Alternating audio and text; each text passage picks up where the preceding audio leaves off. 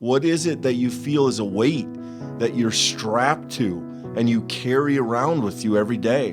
And what can you imagine of how good it would feel to put that down? As scary as it might be, because it may have been with you for a long time. But how would it feel to say, I'm not going to carry that. It's too heavy. It's not helping me. It's hindering me.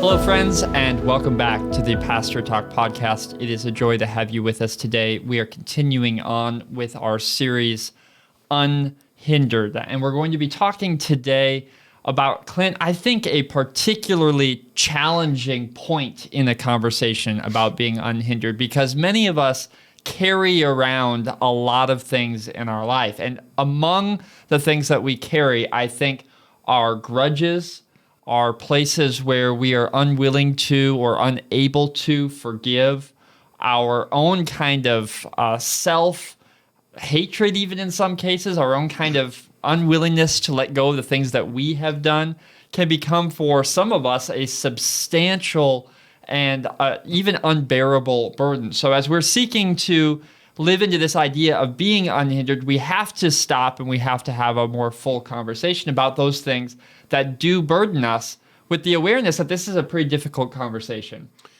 Yeah, I think any conversation in spiritual growth, in discipleship, you're going to have to cross the bridges of grace, forgiveness, mercy. You're going to have to struggle with that. And for most of us, it is a struggle. There are, for many of us, people in our life who have hurt us deeply, sometimes intentionally, sometimes accidentally. But we carry some of that pain, and it can make it very difficult to extend grace to those people. In other cases, it may be very difficult to own up to the places that we have intentionally or unintentionally affected others. And we have to come to terms with that as well. And so really, I think the struggle, Michael, is in a couple of different regards. On one hand, some of us really struggle to forgive others. Sometimes we really struggle to forgive self. Sometimes we believe in forgiveness. We trust God's ability and willingness to forgive others, but we somehow think that can't apply to us and to our situation. Or sometimes we think it wouldn't apply to someone else who is a bad person. Sometimes we get confused as to what forgiveness is. Does forgiveness mean I have to trust a person again? No, it doesn't. Does forgiveness mean I have to restore a relationship with somebody? It may not mean that. What forgiveness means in light of our series, Unhindered, is that we put down those things that we're carrying and we let them go, which is essentially forgive. We forgive them. We put them in the past for ourselves and for others, and that allows us a certain freedom to move forward. And we want to recognize right on the front end of this conversation that it's going to travel some difficult ground. It is very hard to have conversations about forgiveness without getting into territory that for some of us is very sensitive, very raw. Some of the wounds, particularly that we may have received in childhood or in the context of a marriage relationship, will remain painful for us for a long time. And it is not flippantly that we go into this arena. We go in knowing that this is some difficult stuff. We have wrestled with it ourselves, and as we know, many of you have. But there's simply no way to talk about growing in grace and moving forward in discipleship without having this conversation, and we think it's worth having and it's important to do. It's always striking to me when I am reading the Gospels, in particular, the accounts of Jesus and his life, that among all of the things that he does, the thing that he does that consistently riles up the people closest to God, the people of God, the ones who have the scriptures and prayer and worship, the thing that most consistently gets them upset is not even when Jesus performs healings, not even when he goes into people's lives and he transforms their body or casts out demons. It's when he forgives them of their sins. This is the act that he does that in so many of the stories becomes the straw that breaks the camel's back. And Clint, I think that this account of Jesus as the one who forgives is radical. And in some ways, it's elementary to the faith. If you've been a Christian for a long time, you know the words of grace and forgiveness. And you know this idea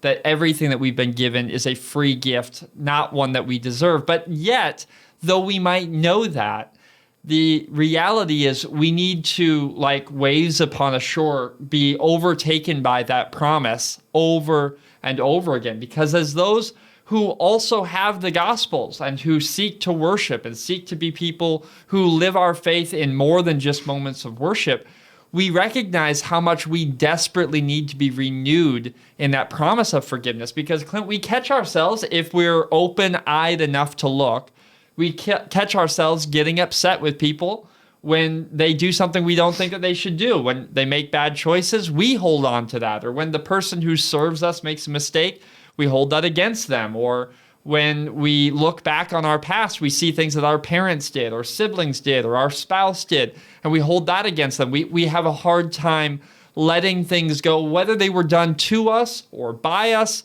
or against us, or maybe even not connected to us, but yet we hold on to these things. When we do that, we have found ourselves in a position where this tidal wave of grace, the reminder of forgiveness, has escaped us. We've missed it again. And I think that this is not just a thing that happens at one point, Clint. I don't think that this is a single point in time. I think that a life of faith is a life of constant renewed imagination of the greatness of the gift of grace. And so turning to a conversation like our need for forgiveness, it's a struggle for us because it reminds us of how often we are pulled away from it. But it's essential because it's the very core of the gospel. Right, and I think grace is difficult on both ends of that spectrum. It is difficult to give. It is difficult to receive. And that's why I think Jesus so often preached and taught that those two things are connected. It is in receiving grace, it is in being forgiven that we should also receive an impetus, a motivation to extend that grace to others, really a responsibility, even a burden to extend that grace to others. And the thing that is interesting about grace, and we know this if we stop and think, but we often find ourselves hiding from it. Grace presumes guilt. In other words, the people that you and I need to forgive in our life, they really did those things. They are actually guilty. So when I say, I don't need to forgive that person, they lied to me. Yes, they really did that. They are guilty of that. Hence the need for forgiveness. When I stand before God, God knows that I have really sinned. I am really guilty. Hence the word grace. One of the greatest struggles we have is disconnecting our idea of grace from our idea of somehow earning it, being worthy of it, being somehow deserving of what we give to others. When we forgive another person, we are giving them a gift. They do not deserve it. They really are guilty. Forgiveness is our choice. It is not their action. It is not in them apologizing. It is not in them being sorry. It is not in them getting better. Forgiveness is a thing that I do, and I do in part because it honors the forgiveness that I've received, and it sets me free to live past being chained to that event and that moment in relationship with that person. And so I think on the front end, Michael, it's just important. Yes, we know as we talk forgiveness and as we talk people who have hurt us, you're going to be tempted to say, but they did this. We know, yes, they did. They are guilty. We are guilty. That's where forgiveness lives. That may be one of the great dangers of the moment in which we live, Clint, where we live with this unfortunate cultural movement to sort of a team mentality where you have people who are on your side and we think the same and we're working on the same goals, we're working towards the same ends. And in the midst of that, we might be tempted to think that because the other side is wrong or is missing the point or whatever, that there's a adversarial, we just need to win, almost like an athletic contest. The problem with that worldview is it misses the fundamental presupposition of the faith, and that is that both our team and their team are fundamentally flawed, that the reality of sin is such that none of us deserve forgiveness. None of us deserve a second hearing or a second chance, and yet every single one of us has been given it. Every single one of us. That's the struggle, is that we are so quick to spin up within ourselves a secondary argument. Yeah, but Michael, what about this person? Or if you knew how flagrant this problem was, and we start counting how far off they are from the mark and how close we are. The moment that we start counting is the moment that we have fundamentally missed the core of the gospel, which is there is no counting that will add up in the end. That there's no amount that you and I can do. There's nothing that they could do. There's nothing that they could say, whoever they are or that group might be. There's nothing that can be done that can atone for the wrong that has been committed. And Clint, you're right to point out the real wrong that has been committed. The problem is that as we come to a conversation about forgiveness, it's really a mirror by which we immediately see our own struggle to receive the forgiveness for our own faults, because for some of us that will require admitting those faults. And then the the reverse or the simultaneous turning of that out from our inward experience or receiving it to the giving it. And that is such an amazing challenge as people of faith to continue to practice this kind of transformational mindset where what has been given to us is not a thing to be hoarded, but rather an example of a life that we are called to live. And that in practicing that life, we become what we hear in Scripture, the hands and feet of Christ. We become the ones who live in the world in the very way that we have been gifted in this world, and that is with the grace of Jesus Christ. And maybe one last word before we get into some of the specifics of what we want to go through. We understand, and we hope you understand, that grace is not always a switch. It is not as simple as saying, I'm going to forgive that person. If we have been deeply wounded, particularly if that happened over time, especially if that perhaps happened when we were young, when we were children, forgiveness is going to be a process. And it normally begins with something like, I want to be able to forgive them, or maybe I want to forgive them, but I'm not sure I know how. This is not easily won territory. Sometimes it is a struggle. Sometimes it may involve speaking with a mentor or a guide or a counselor. Sometimes it's going to be dealing with the anger first and trying to let go of that animosity and then moving toward understanding. And then it may be a multi-step process, and we don't want to insinuate that we think forgiveness is easy, because we understand that it is not. But it is attainable. It is doable. It takes work on our part. It is not as simple as just saying, okay, now I'm done with that. For most of us, it is nowhere near that simple. It is a job. It is a task, and it takes some work to get it done. Yeah, Clint, most of us, especially when we've been wounded deeply and we're really reflecting on some of the most scarred and difficult experiences of our life, most of us can't see it from here. For most of us, it's a long way down the road, and it's going to be a path with some winding turns, some back steps. It's going to look like some moments of great courage and even some moments where we struggle. But the reality is, it is a place that we can, by the grace of Christ, travel. And the way that we get there is a willingness to enter into self-reflection and an honest conversation about where we are and what the next appropriate step of the journey is, which is, I think, what the spirit of our assessment is today. I hope as we sort of turn into the questions that we have for today, If you would pause the video right here, go down into the description, download the assessment. It's called Forgiveness and Grace. You'll find that wherever you're listening or watching the podcast here today. We hope that you'll print this out or you'll get a version of it on your phone, whatever is convenient for you. And we hope that you will go along with us through this, because some of the experience of this Unhindered series is about being honest with ourselves. And that is why having this in front of us is a great first step as we're seeking to identify places we can move forward in this forgiveness conversation.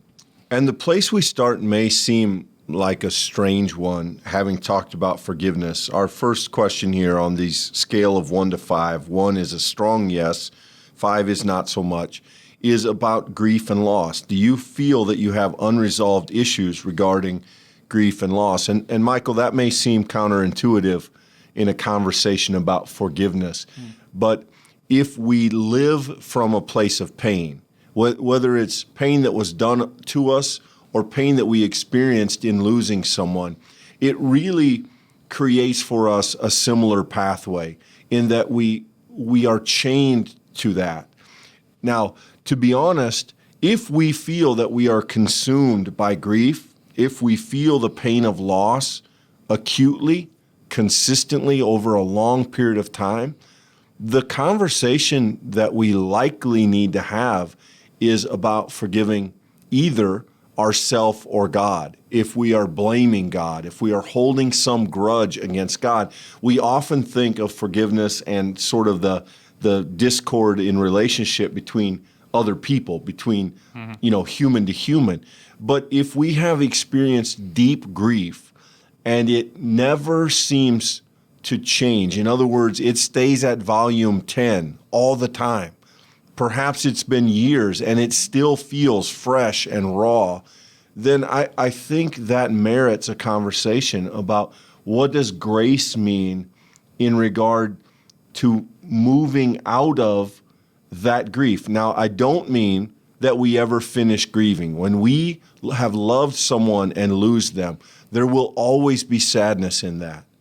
But we cannot function in the place of the deepest, most painful grief very well. And if that continues to be our experience day after day, month after month, year after year, we are likely seeing signals that we need some help. We need to find a way to let go of some of that deep pain so we can grow into a place where we're able to have good memories, where we're able to celebrate what was best in those relationships. They will always sting. Losing will always hurt. But if it paralyzes us, then there's some work to be done. So we all have different ways of expressing grief and letting that process happen. I think maybe one word to add to this conversation is if you score yourself as a number 1 here, and that's been true for a long time, one question you might want to ask yourself is, how have I, or how much have I expressed that grief in some way? Some of us have bottled it up. We've not let it be expressed in any way. In any conversation with any trusted person, we haven't expressed it in any kind of diary. We haven't sat down to take time to admit our anger and frustration at God. You might be surprised if you turn to the book of Psalms, for instance, how many Psalms of David are very strongly worded accusations against God. That might make many of us uncomfortable, but the reality is Scripture's not uncomfortable with the reality of human guilt and the struggling with grief and what we do with it. And even when that's leveled against God, if you have carried these things, if you're high on this scale, you might want to ask some questions about what are healthy ways of expressing that, and have I allowed myself into those places? And there's lots of ways to do it, Clint, but that's a first step that we can take, is look forward to how I can engage someone or some idea that's going to help me in expressing this in a meaningful way. Yeah, I think that pain and grief are similar in this regard, that walling them off and ignoring them is ultimately a very poor long-term strategy. They will wait. They will fester. And at some point, they will begin to bubble into other parts of our life, and they will begin to taint various parts of our spirit. And so at some point, as painful as it may be, pain and grief need to be addressed. And that is an act of grace. That's when one becomes a recipient.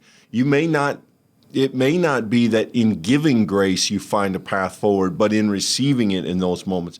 Receiving love and generosity and graciousness from others, receiving that from a mentor or a counselor, being able to rebuild a prayer life. There are various parts of that step. And if you are in a place where you feel like grief is overwhelming, I'm going to encourage you to think seriously about getting some help, because if it has been many, many years and it still feels like only that few days, that is evidence, that is a signal that there's work to be done. And that work is likely best served by partnering with somebody who can help you do it.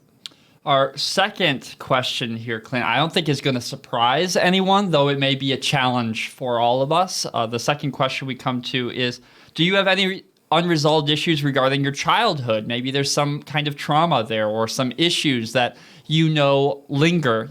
Clint, I can't think of a area of life that is more difficult to untangle than some of those things that we acquired at the earliest points of our life. And anyone who is parented knows how unbelievably difficult, I would even say impossible, parenting is. You're trying to bring the best of you to the task, and there's not enough of you to do the task well. The reality is, no one escapes childhood without bearing some burden. Now, some of us have bore greater burdens than others. I mean, some have had, as even we called here, traumas that need dealt with. And as we become adults, and I would even say deeper women and men of faith, we will inevitably bump up against some of these things. And I think we discover in Scripture a beautiful image. Maybe we don't apply it all the time, but we see in Jesus's miracles as he walked, even the casting out of demons, this idea of freeing us from the things that oppress us. And some of us continue to be, even in our present day life, oppressed by the things that were given to us or handed to us or done to us, or all of the things that we might add on that list. And today may be the first step in admitting that that is true, that I today am bearing an unresolved issue or moment or trauma that I'm going to need to face at some point. Maybe I'm not going to face it today, but this analysis or this assessment gives us a moment to step back and ask, how true is this for me today? All families, Michael, have some degree of messiness in them because no family gets it right. But if you had the misfortune of growing up in a family in which there was a lot of trauma, a lot of anger, a lot of dysfunction, if you grew up with people who battled addictions and lost, if you grew up with people who were abusive, if you grew up with people who had untreated or out of control mental health issues, the difficulty that provides is that as children, we never really get a chance to develop healthy coping mechanisms. We're so busy trying to survive this chaos of our childhood that it never allows us to kind of put together adult level coping skills and processing skills. And therefore we sort of stay in that childlike realm in regard to those issues, and we never really get to grow past them subconsciously. And so if that's you, if that sounds like, if you think, yes, a lot of my life, I just still feel connected to some of the wounds of my childhood, I'm going to suggest to you, again, as we did in question 1, that some therapy, a counselor, a pastor, someone trained to help you begin to navigate that. The idea of forgiveness is going to be important, but it is not the first step. You cannot simply heal all of that darkness by saying, yeah, I forgive my family, because you don't yet understand what that means.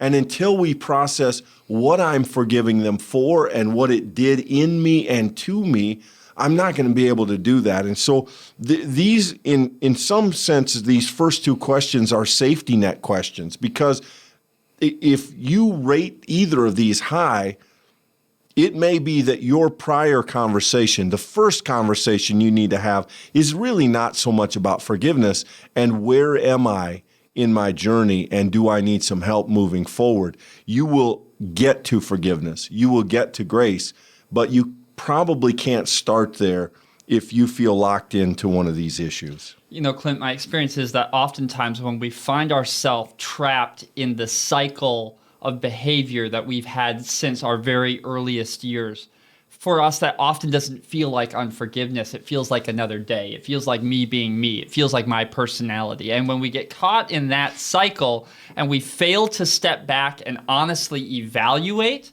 no, this is me holding on, or this is me acting like my father. This is me behaving in a way that is reactive to a thing that happened all the way back. These revelations don't happen in an instant, and oftentimes we catch ourselves trying to keep ourselves from even looking in those places. So maybe the goal for today is less, what do I need to go or what hill do we need to take, but rather slowing down, taking some deep breaths, and courageously asking ourselves the question, maybe the last time that I did get angry, I was acting a lot like fill in the blank. That may be the place to start, and then that helps us orient ourselves to the next place we should go. Yeah, there is a struggle that happens when you grow up in a family with issues, and that is that the frame of reference you have is not a very good one. So you use what you're familiar with, you use what you know to paint the picture of what you would call quote unquote normal, but you don't have the benefit of knowing that it's not a very good picture. It's not a good standard. And you have to unlearn that. And for some of us, that is a task, again, that we need some help with because we won't get it. We likely won't get it until we have had significant contact with an alternative viewpoint. That leads us here as we go to our third question here. Do you feel that you have any unresolved issues regarding past sin or struggles? And, Clint, this might be surprising to some that we include this idea of forgiveness for past sin. I think many times when we are aware of things that we have done or said or left undone, we can oftentimes want to just put that in a forget it kind of category. We find a closet in our heart, we jam that thing closed, and we turn the key, we try to throw it away. And the reality is, if we have things that we've not received forgiveness for, we've not actively worked to allow the grace of Christ to work within us, maybe even confess to another person, or certainly to ourselves, or certainly to our Creator, we find ourselves in a circumstance where not only will that be a burden that we carry, but oftentimes, and very unfortunately, we find ourselves turning back to it. It continues to hold power over us. And so the danger of answering this high is not just the question of, do we feel guilty about things that we've done, but, at a much higher level, it's how much control do these things have in our life even today? Yeah, well, guilt is often a wonderful fuel toward more sin. And many of our brokennesses are propelled by guilt. As we feel guilty, we feel worse about ourselves. We're driven back to the very thing that we were using to hide from that guilt in the first place. I'm not going to get this exactly right, but there was a pastor who said something very close to, it is painful to be guilty. It is hell to be responsible. And I think this question puts us in conversation with those moments that we have been wrong. We hurt another person, maybe our children, maybe our spouse, maybe someone we work, maybe who knows what, but we were responsible for some pain that they had. We said something or did something that caused pain, that caused hurt. And how often do we walk in that? Have we forgiven ourselves? Have we been able to say, I did that and I want to do better and I don't want to repeat that? But I'm also not going to let that bad moment define me. I want to move past it. I want to make amends. I want to apologize, whatever that case may be. But I think this is a tough one because it does presume that we really did drop the ball. We really did let our sin intrude on someone else's life in a way that caused some damage. And I think it can be easy to beat ourselves up with that and feel like we deserve it. But there is a point at which guilt is no longer helpful. Initially, guilt might help us feel convicted of the thing we did, but then later on, it is only going to hold us back from moving forward. This is one of those questions where a 1 is meaningful to say, yeah, that 100% identifies me. That's difficult. But a 5 may also be a place that we should raise our eyebrows a little bit and ask some questions, because if we cannot see the ways that we have injured people, it is likely we have injured a lot of people. The reality is it takes a very difficult level of self-awareness, a kind of courageous humility to say, no, yeah, it's true. I have hurt people. And so I think a healthy spiritual aptitude here would live somewhere closer to the middle, to admit that, yes, there are some unresolved issues, as I've heard others, because every human person who's lived their life is living with some baggage of harm that we've done to others. That's a reality of living. So this is a case, I think, Clint, where living on either of the extremes may be a place where we should apply some prayer and discernment. Yeah, I think that's a good word, Michael, and it may be true in our next question as well. Failed or strained relationships, and these may be family relationships. It may be a broken relationship between siblings or parents or children. It may be a marriage relationship that failed. But to what extent does that relationship continue to fuel us, continue to harm us, how often do we still carry that around? And how often is that relationship the lens that we see, oh, that person's just like my mom, or, oh, I can't stand that because that's how this person act, or that's what they used to say. How often does that relationship influence us, have some gravity in our life? I think, if a failed relationship is a lens through which we see some of our own life, a significant portion of our own life, it is likely the case that it is unresolved in our spirit and needs some attention. Yeah, I think the thing that makes relationships so difficult is the wounds go so deep. There's really no human experience like losing a relationship with someone who we loved, and then to have that love break, to have it in some cases break spectacularly, especially as the relationships get closer and more intimate. We discover a break of trust. We discover that we find ourselves wounded at a very, very deep level. And so that can often turn into a new form of rage, a kind of anger that's directed at that person. And so when we look at those relationships in particular, Clint, I think to talk about forgiveness at the start can seem unbearable or unachievable, to say, no, there's no possible way I could reach it with that person. And the reality is, we're not asking you to reach some sort of conclusion. We're not asking you to make it to the promised land in that relationship. Instead, what we're asking is to take a step back and to evaluate how deeply that has wounded you. That task unto itself will be unbearably difficult at some turns. But the Holy Spirit is with you.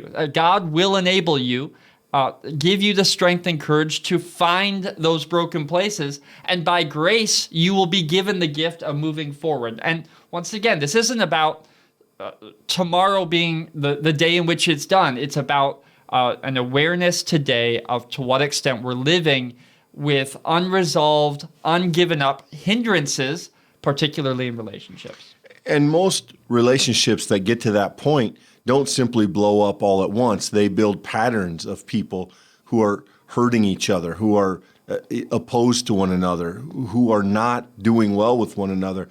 And so when that relationship ultimately divides, say in the case of a divorce, it may never be the case that you and a previous spouse are going to get together and have lunch and talk about your days. That ship has most likely sailed. What we're talking about is not adding anything else to the arsenal, putting down the weapons, letting it go.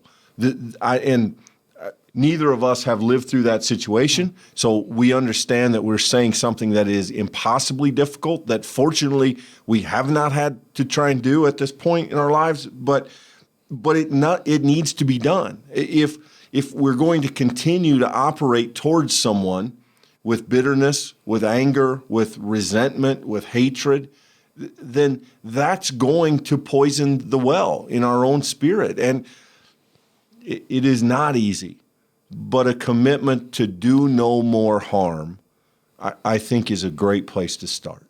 So that leads us here to our next question, number 5, bad memories. How many unresolved issues do we have with bad memories? And this, Clint, is an interesting prompt. I think this could go in many different directions. The place it leads me right away is it's striking to me how much we can learn about ourselves and others when we hear ourselves talk about what things were.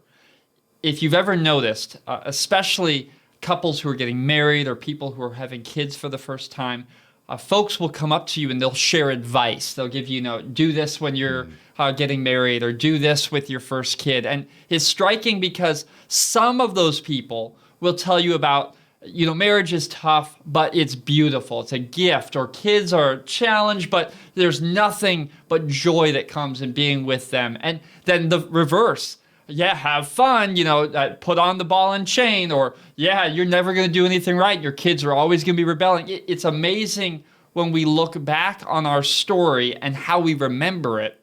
Those things, if we hold on to them, especially if they're negative, it has a way of coloring everything. It has a way of coloring not only what we remember about what was, but it transforms what's possible in the future. And it's an unbelievably difficult cycle to interrupt, but slowing down and asking, am I always negative when I remember my past? When I think about the things, even that I think were good things, and I have negative, pessimistic things to say about them, that may be a clue, Clint, that's a place where we need to dig into some grace and forgiveness. Yeah, I think on a surface level, Michael, those kind of things can lead us to be what most of us don't want to be, which is Eeyore, which, nothing's ever right, nothing's ever good enough, it's all bad. And, nobody has ever said of an Eeyore, they're really a gracious person. I get a grace vibe from them. I think on a deeper level, a thing like bad memories, again, can be an indicator, a red flag, to use that language. Think of the warning lights on your dashboard. There are some, your tire's a little low, whatever.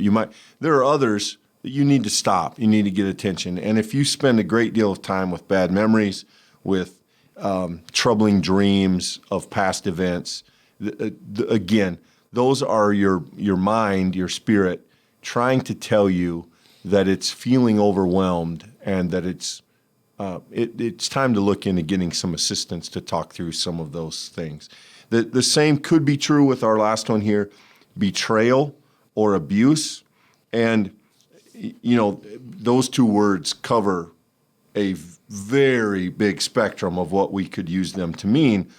But they unfortunately often convey a kind of message. If you grew up with abuse, if you've been betrayed, you may have received that message, intentionally or otherwise, that you're not good, that you're not good enough, that it was somehow your own fault.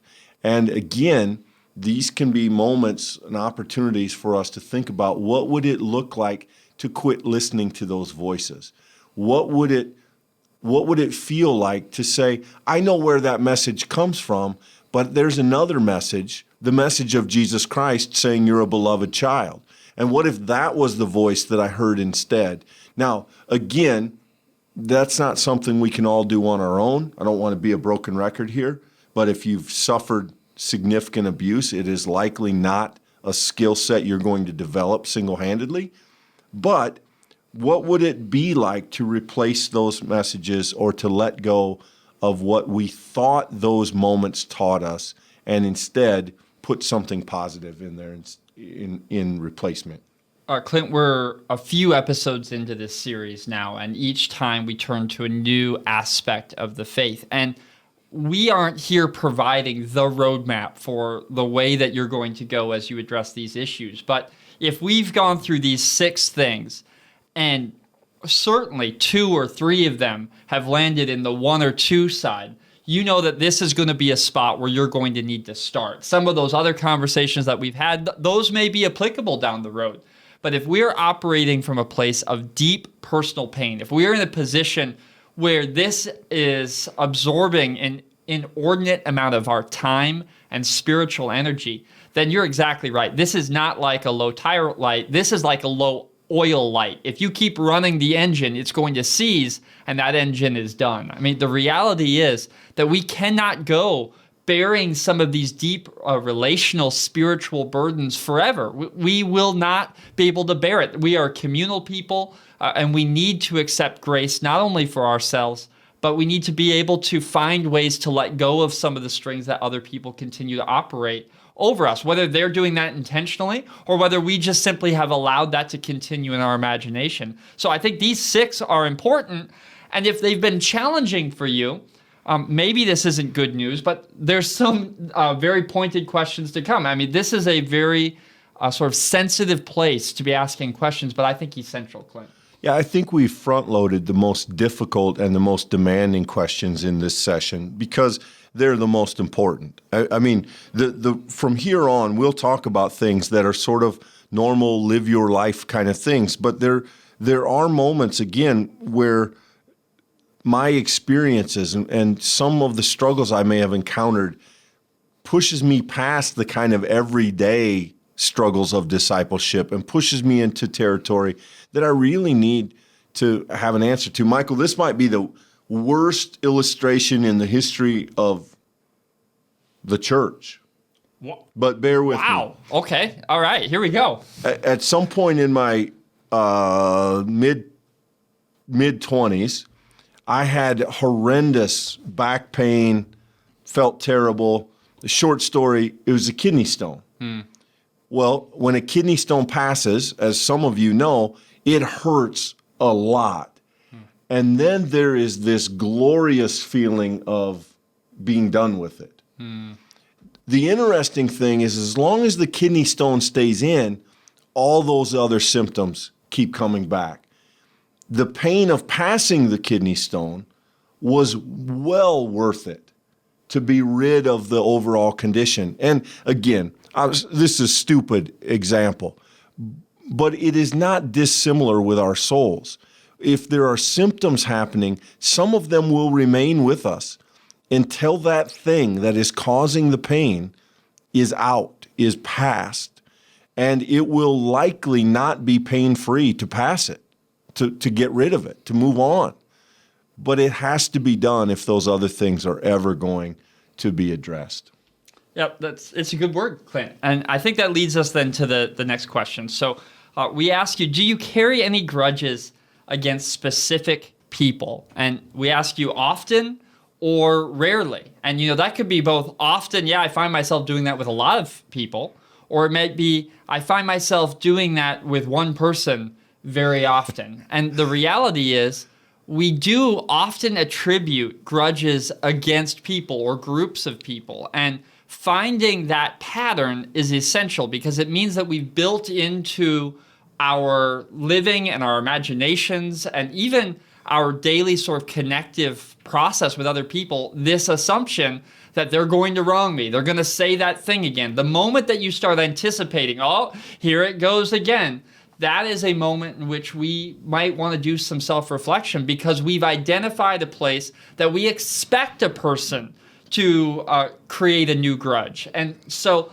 we need to be careful. If we find that happening with specific people or specific groups of people, Clint, that's a place where maybe we need to practice some grace. I don't want to be flippant here, but if your crap list has 100 names on it, you need to think about that. I mean, if your file of people who have wronged me or people who have bugged me or people I don't want to deal with is just daily growing, right? That would challenge us to think, Am I gracious? Do I understand grace? The same would be true of our next question. Are there people who have wronged you that you've not forgiven?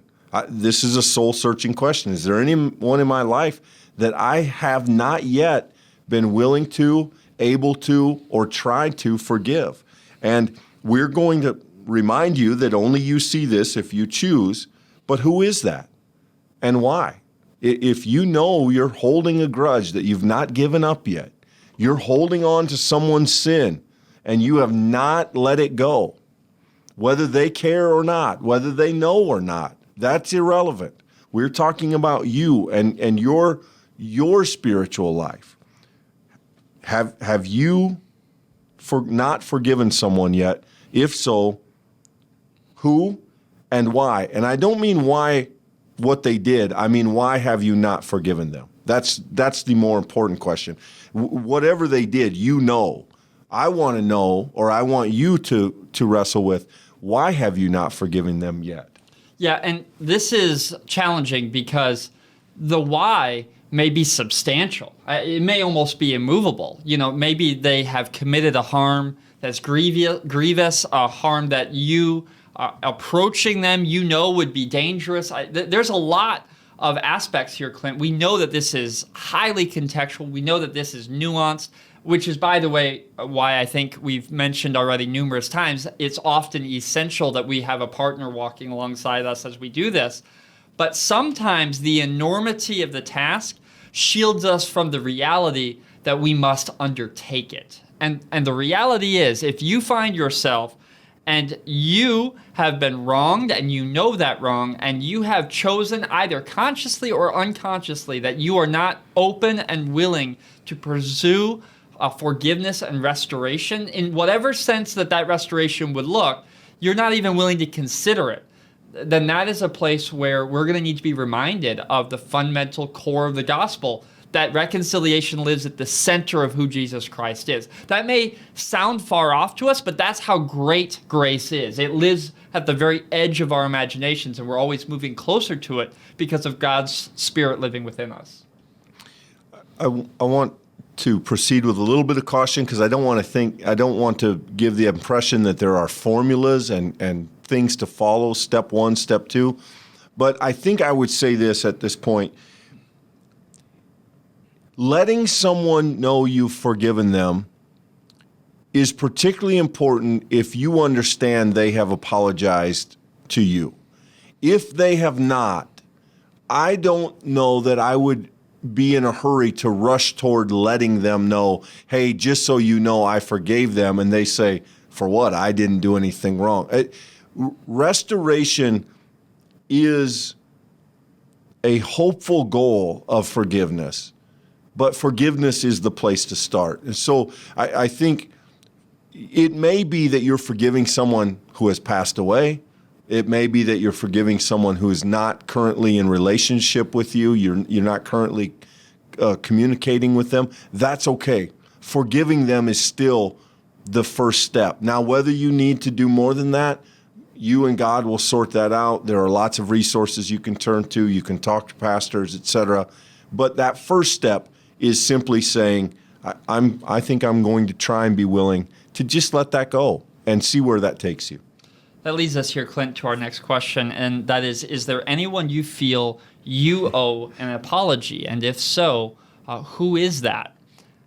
Clint, these are some challenging words. I think if you find yourself in a position where you know of a person, you can name them and say, yeah, they deserve an apology, it's likely that you have not apologized because it's not going to be easy. And the reality of that requires that maybe putting that name on this piece of paper is the very first step in achieving what may be a very long process. It may be unspeakably difficult to make your way in that direction, but for some of us, Clint, just the first name is what's required. Yeah, this is the other side of the fence. If you feel like there's someone out there who you hope has forgiven you, then you may owe them an apology. You may try to communicate that you are sorry. And again, there needs to be some caution involved.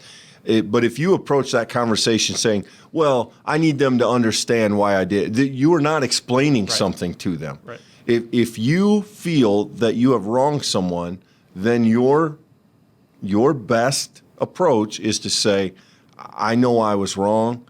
I'm sorry that it caused pain. It was not my intention, or I'm sorry that was the result.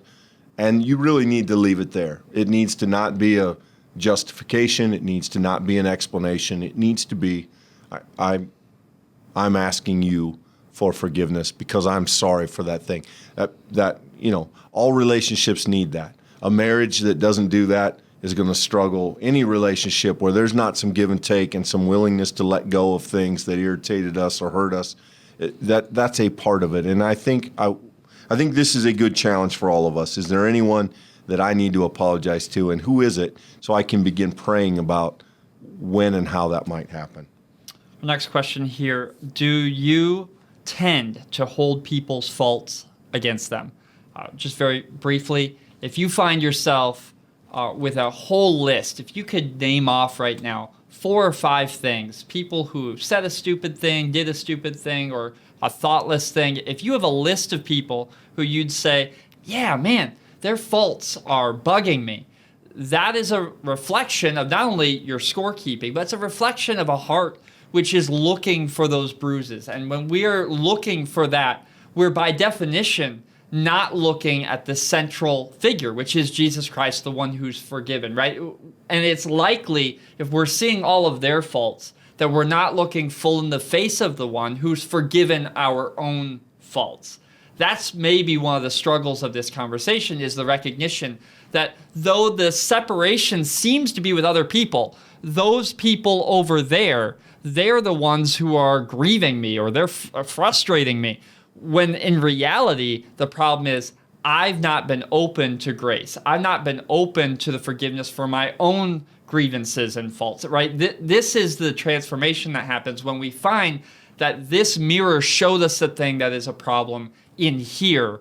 And then that becomes for us an opportunity to return to that face of grace, to come back to Christ, to confess, I too need to be honest with myself of the places I've fallen short. I think another good indicator here, Michael, is the time involved. If you can regularly call stuff up that happened 5, 6, 7, 10 years ago, when this person said that, or when they did that, or when that thing happened and they didn't apologize, or whatever it is, if you can instantly think of things that happened years ago and you are still holding on to them against other people, it is a pretty good sign that you tend to hold on and sort of catalog people's failures, and that's an opportunity for grace. The same thing would be true as we point that mirror to ourselves. Do you struggle to forgive yourself for anything? This is interesting, Michael, because some of us, I think, struggle to hold ourselves accountable at all. We're too easy on ourselves. Yeah.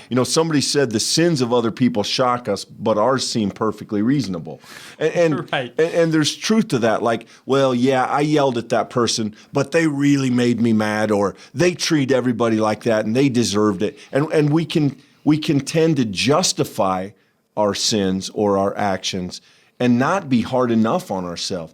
On the other end of the spectrum, and I think this is the particular struggle we have in mind in this case, are people who hold their own sin against themselves, who use it to kind of reinforce this model that I'm not okay, I'm not good enough, I failed, I let that person down, I'm not worthy, et cetera, et cetera. Well, guess what? You're not.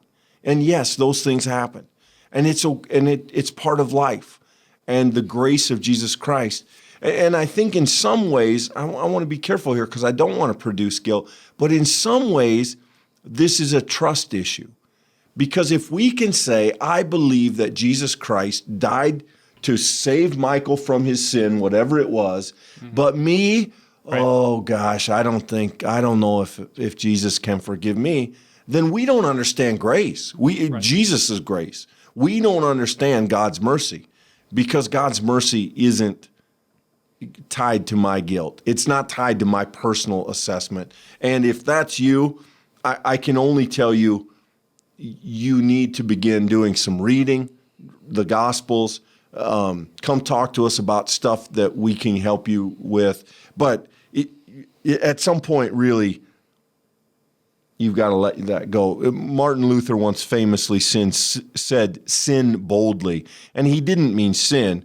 He meant when you sin, trust the grace of Jesus Christ to erase that sin, and don't get hung up thinking somehow your sin is worse than other people's. That's really good. I think the only thing I would add to that, Clint, is it is not a sign of humility when you turn the lens on yourself and say, I'm a no good, rotten sinner, and there's nothing good that can come from me. That kind of self-flagellation, that kind of turn against ourselves is not God-honoring. We discover from the very beginning of Scripture, God created you in God's image. You are well made. You are beautiful. You're known by name by the creator of the universe. And if you call yourself trash, if you look at yourself and see nothing but dung, you are not seeing the one who God made. And that is actually a sign that you are in desperate need of the full vision of who God has made you on the other side of God's grace. God can do beyond what you can imagine. And if your imagination does not let you see any glimpse of that, then that's a place to grow. It's a scary light to see, but it's an unbelievably life-changing light. And so, yes, once again, find a trusted conversation partner, a person of faith. That is an amazing step. You cannot imagine what lives on the other side, but it is not laudable to call yourself or see yourself as something that you are not made to be. And I just want to be clear about that. Yeah, and the good news is you're halfway there. When we say, I don't deserve God's grace, yes, that's a good starting place. But when you say, I can't receive it, you've gone the wrong way. So the good news is you're almost where you need to be. You just have another step to take. That brings us to the next one, Michael. Are you quick to judge others? I think, do you attribute malice where some other thing might be explained? When someone is confused, when someone makes a mistake driving, do you assume they did it to you on purpose? Are you quick to be judgmental and critical?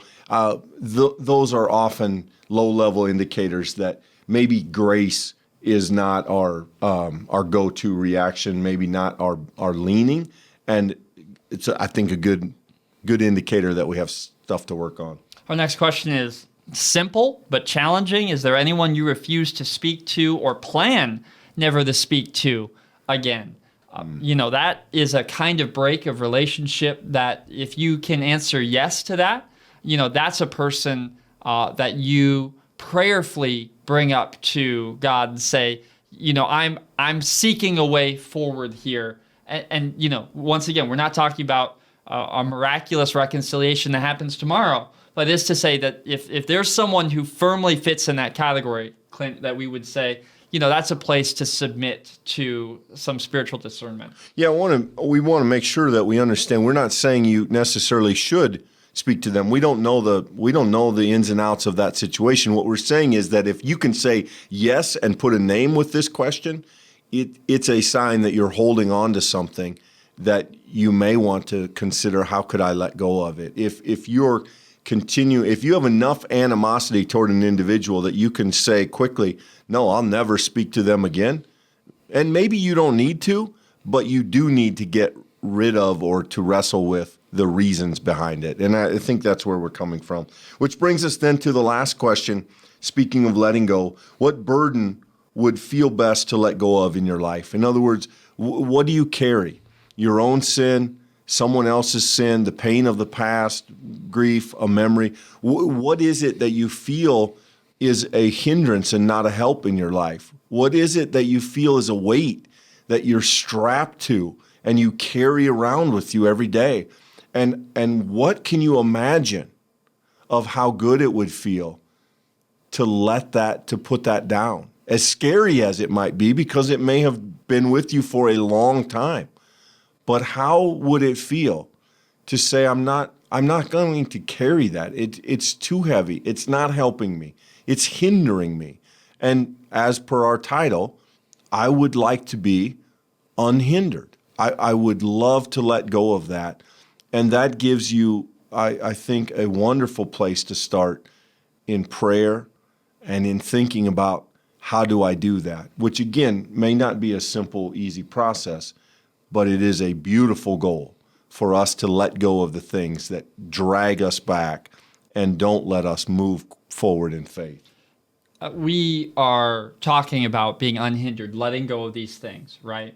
And the way that we do that as we talk today is we are talking about growing in grace. And I think growing is exactly the right word here, because if you've ever been around a child, you know that the path of growing is unbelievably messy. It means that you run into things while you're trying to learn how to walk. It means that you miss your mouth while you're learning how to eat. It means that you say the wrong words all the time while you're trying to learn a new language. And it goes on and on and on, day after day, mistake after mistake. But you know what?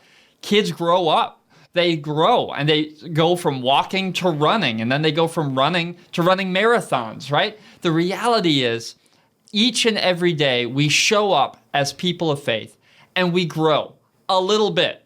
And that often looks like we grow spiritually with 2 left feet. We sometimes say an apology, but it's a really bad apology. Or sometimes we admit to ourselves that someone hurt us, but we actually are still holding on to a lot of grudges. You know, the reality is we judge ourselves far too harshly. If we could be like children, we would know to whatever extent you grow in grace today, that is enough. We're called to be people who trust that Jesus Christ is leading us day by day like a good shepherd.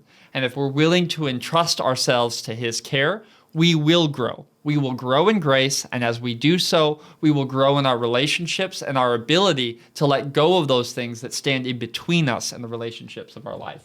Yeah, in many ways, we could speak of grace as the foundation of our faith. And we want, as people of faith, for grace to be active in us and through us, to be working in our own souls and to be working through us into the lives of others. We endeavor to be gracious and forgiving people, and that we seek in Jesus Christ because that's what he has brought to us and how he leads us to be like him. So we want to thank you for being willing to have some hard conversation with us and to think through some very difficult questions. These are not easy for any of us because facing sin and trusting grace is hard, maybe the hardest part of being a disciple.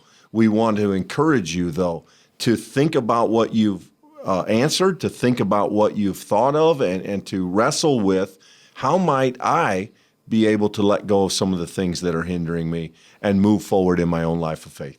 We're certainly grateful that you would join us for this conversation. And the only word is if this has spurred a thing for you, if there's maybe a place that you know you need to go, but you don't know exactly the first step to do so, you'll find a contact link right in the description of wherever you're engaging this. Sometimes a comment on YouTube's not the right place. Click that link, send us a message, and we'll get back to you. It's an honor for us to be able to walk beside you as you take forgiveness and grace seriously in your life. That said, we're glad that you spent time with us today and look forward to seeing you next week as we continue this series that we're calling Unhindered. Thanks, everybody.